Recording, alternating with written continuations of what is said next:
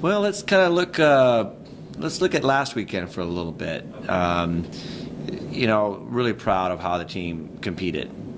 We definitely made some pretty big advances from our seasonal bests. Obviously, the standouts, our women's distance medley relay, auto qualifying for a national championship. They were only a second away from a school record, and at that point, second fastest time in the country. Really proud of how they stepped up.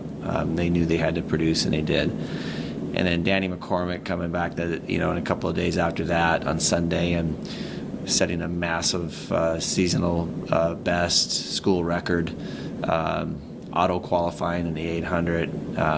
It was a lot of fun to watch her run like that, assertively. Tons of seasonal bests, at the meet. Other, NCAA Pro Vs across the board. I think every one of our 3,000 meter runners improved. Our men's 4x4 ran very strong. They're going to probably need to get a little bit faster to get to the national meet, but I was really happy how they ran. And it's across the board. All of our athletes, men and women, I think they stepped up, and that really shows again, I know I've harped upon this before, but it does show the value of having a training facility and athlete development. And since we've had the Dome back, I've just seen our team. It's fun to see our team look like our team, and that's we got a ways to go.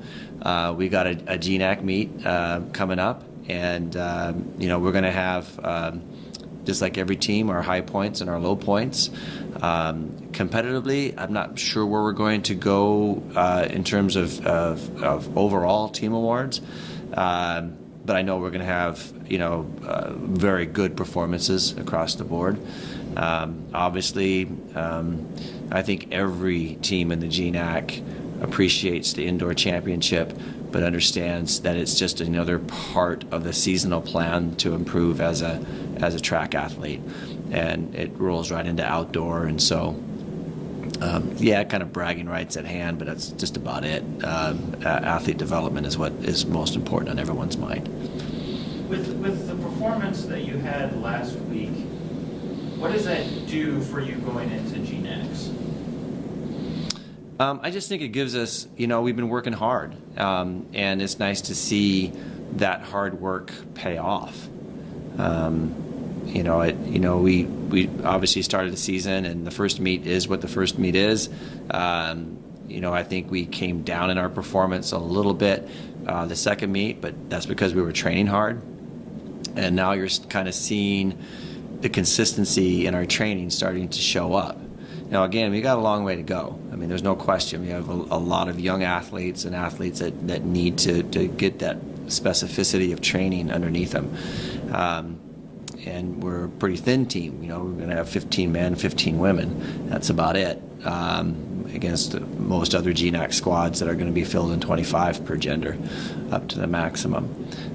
It is what it is for us this year, but it's nice to know that what we have, what we're working with our coaching staff, working very hard, we're getting there.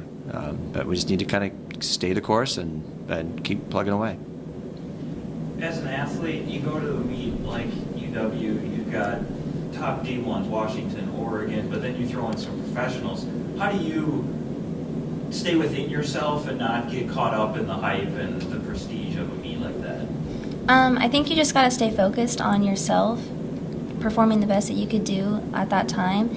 And like Coach Freese said, the second meet, it was a little wobbly, and then this meet we come better competition.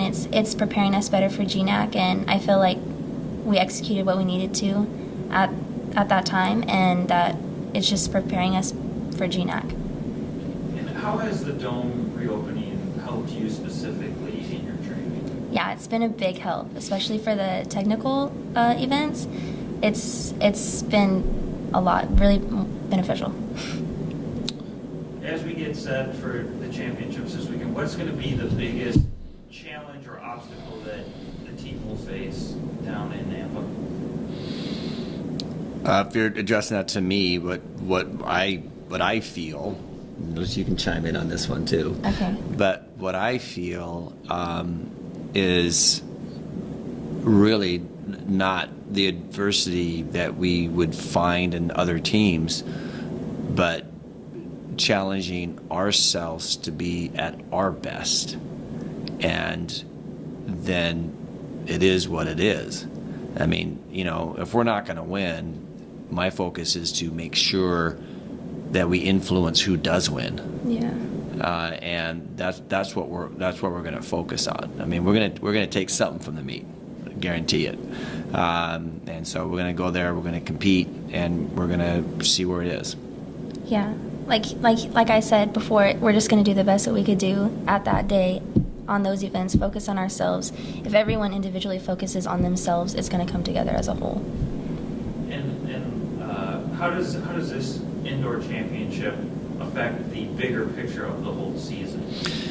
It's I don't know if any program, I mean, they'll come down, they'll rust up a little bit, but they're not necessarily, well, we don't strongly peak for it. I mean, and so I think it gets us used to championship settings, and that's what I like about it, realizing that no matter what you call the meet, it's still the same thing that you've been doing. And so, having athletes kind of in that atmosphere, being a closed type of environment, you call it something that is a little bit unusual. It's not an invite; it's a championship. Even though it's the same 60-meter hurdle race and the same event. So I think that's important, as athletes to get comfortable in that scenario. And, it provides further motivation, that if you didn't necessarily perform as well, at the GNAC Indoor, well, guess what? You got a race the next weekend and races after that. Whole nother season a whole other season after that, absolutely. Yeah.